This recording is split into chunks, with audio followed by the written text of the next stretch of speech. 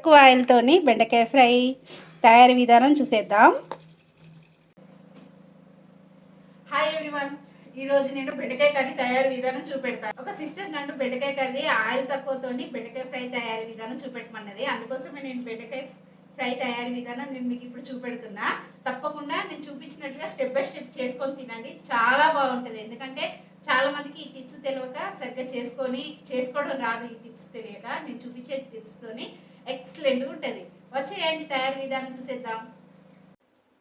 మనం బెండకాయలని పెద్ద సైజు కాకుండా చిన్న సైజులో కట్ చేసుకోవాలి. అప్పుడు మనకి ఫస్ట్ మనము ఇనుప కడాయిలో వేపుతాం కదా, ఇట్లా చిన్న సైజులో అయితే మంచిగా వేగుతుంది.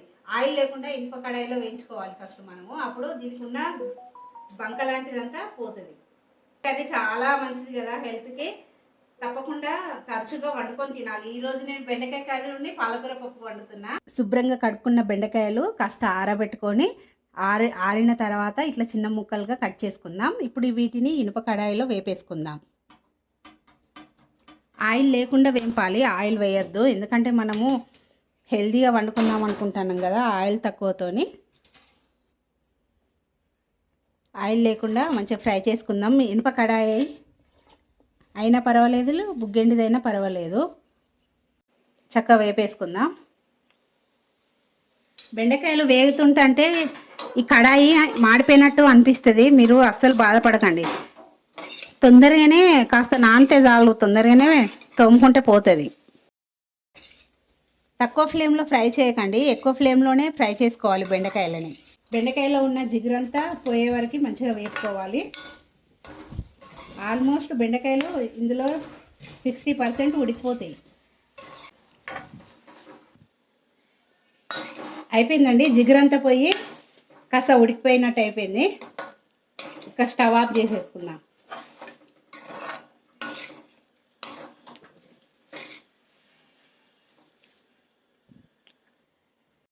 కాస్తంత ఆయిల్ వేసుకుందాం కర్రీ కోసం.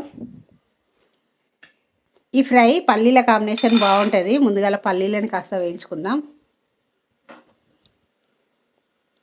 చూడండి ఎంత తక్కువ ఆయిల్ వేసానో. ఈ రకంగా వండుకుంటే ఆయిల్ చాలా తక్కువ పడుతుందండి కర్రీకి. ముందుగా పల్లీలను వేయించుకొని తీసుకొని ఒక బౌల్లో పెట్టుకుందాం. లాస్ట్లో వేసుకుందాం, బాగుంటుంది. ఫ్రై అయిపోయినాయి, తీసుకుంటున్నా.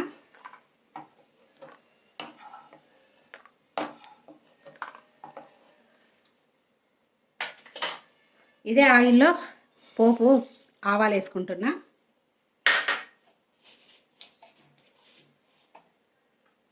కాస్తంత జీలకర్ర వేసుకుంటున్నా.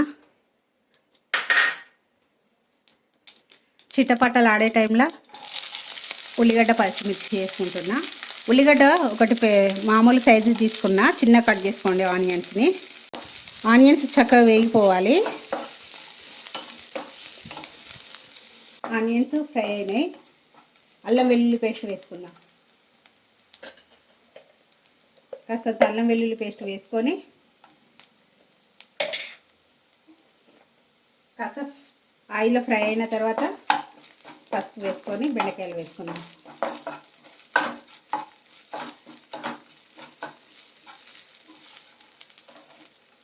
కాస్త పసుపు వేసుకుందాం.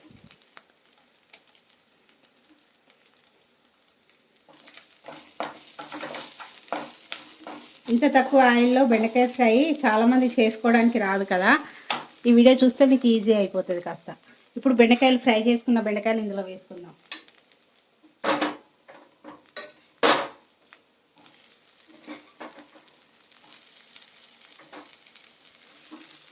చక్కగా కలుపుకొని ఫ్రై కానిద్దాం.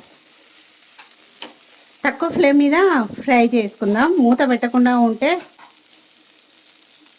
కాస్త ఫ్రై అయిన తర్వాత కారం ఉప్పు వేసుకుందాం. మీకు బెండకాయ ఫ్రై పొడి పొడి కావాలంటున్నాం, మూత పెట్టుకోకండి. లేదు కొంచెం ఇట్లా దగ్గరగా కర్రీలాగా ఉన్నా పర్వాలేదు అనుకుంటే మూత పెట్టుకొని ఉడికించుకోండి. కాస్త ఫ్రై అయినాయి, ఉప్పు కారం వేసుకుందాం. కాస్త కారపొడి వేసుకుంటేనే బాగుంటుంది.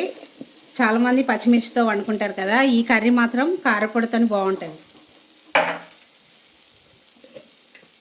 సరిపడా ఉప్పు వేసేసుకుందాం.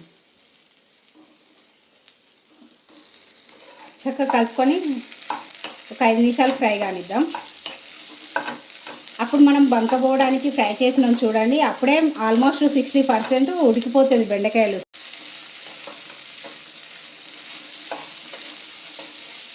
పొడి పొడి కావాలనుకుంటే మూత పెట్టుకోకండి, కాస్త ముద్దలా కర్రీలా కావాలనుకున్నప్పుడు మూత పెట్టుకోండి.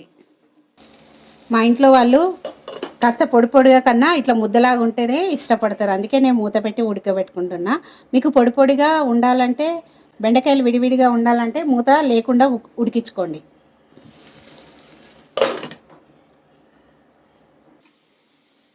కర్రీ అయిపోయింది. ఫైనల్గా కొత్తిమీర వేసేసుకుంటే అయిపోయినట్టే.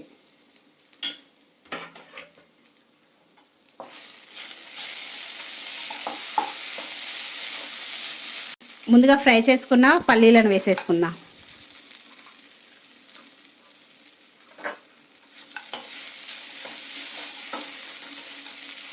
అంతే, అయిపోయింది. ఎంతో రుచిగా ఉండే బెండకాయ ఫ్రై రెడీ. ఎక్కువ ఆయిల్తోని బెండకాయ ఫ్రై.